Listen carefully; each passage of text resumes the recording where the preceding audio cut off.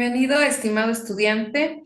Es la cápsula número 1 sobre nuestra sesión programada acerca de la unidad 1 y el contenido de la misma.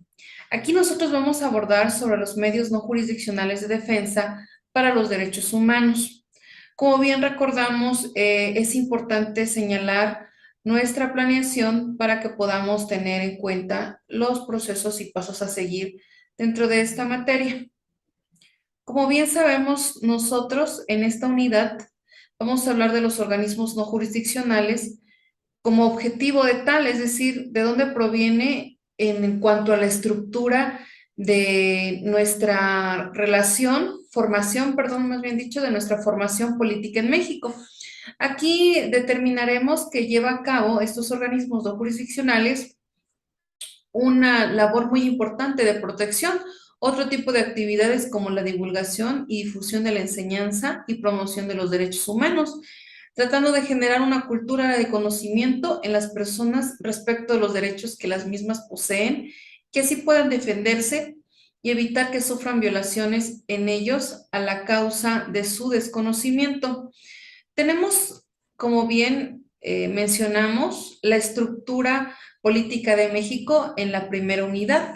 Aquí nosotros, ¿qué vamos a hablar? México como estructura política tiene que mencionarse su forma de gobierno.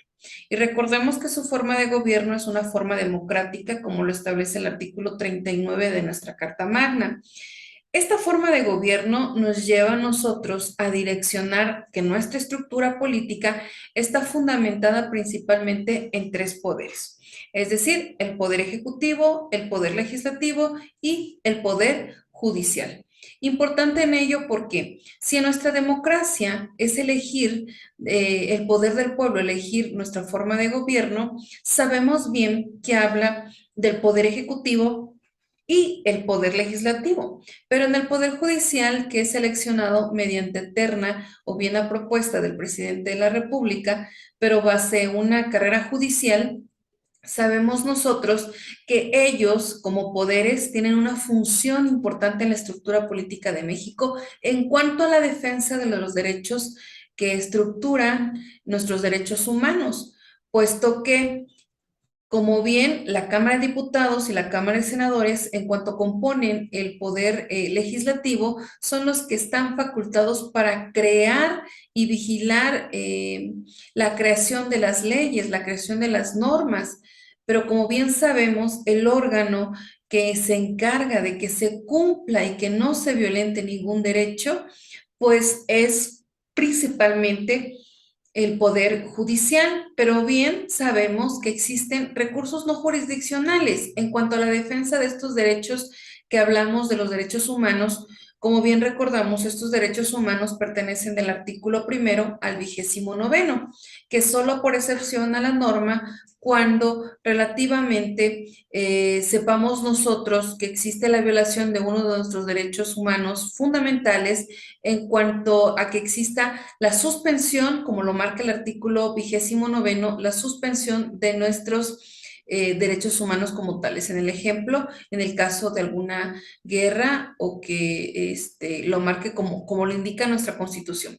Es por ello que estos recursos no jurisdiccionales los mencionan que deben de estar como objetivo primordial tener en cuenta a la Comisión Nacional de Derechos Humanos.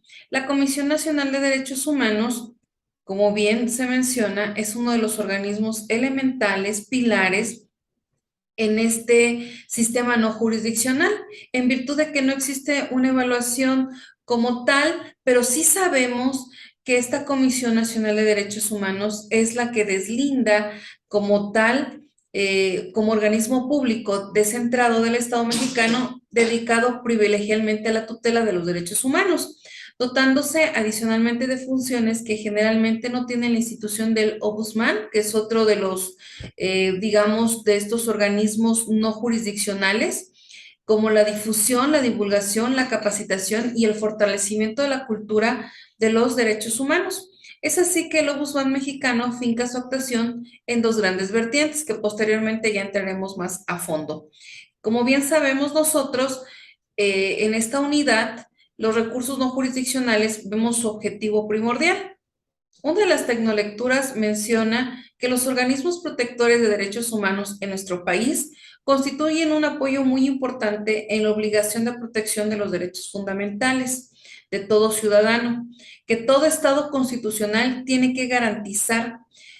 Asimismo, hace mención de la reciente reforma en materia de derechos humanos, pretende fortalecer esta protección y es por ello que se ha dado pauta que la defensa de los individuos con respecto a sus derechos no se realice únicamente a través de medios jurisdiccionales, en los cuales muchas veces se puede sentir más expuestos y vulnerados por la ignorancia que existe sobre el campo jurídico y la corrupción que abunda en el mismo. Así pues, los organismos no jurisdiccionales cumplen una labor de difusión, enseñanza y divulgación, como mencionamos, y protección de los derechos humanos en todo el país.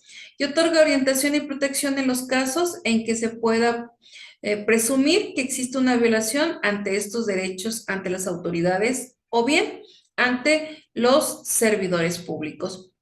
De igual manera, los órganos del sistema no jurisdiccional de derechos humanos deben ser un medio efectivo para lograr la justiciabilidad de los derechos sociales, al tener un amplio margen de acción, al no ceñirse a tecnicismos procesales y tener como objeto proteger a las personas frente a las acciones o omisiones del Estado.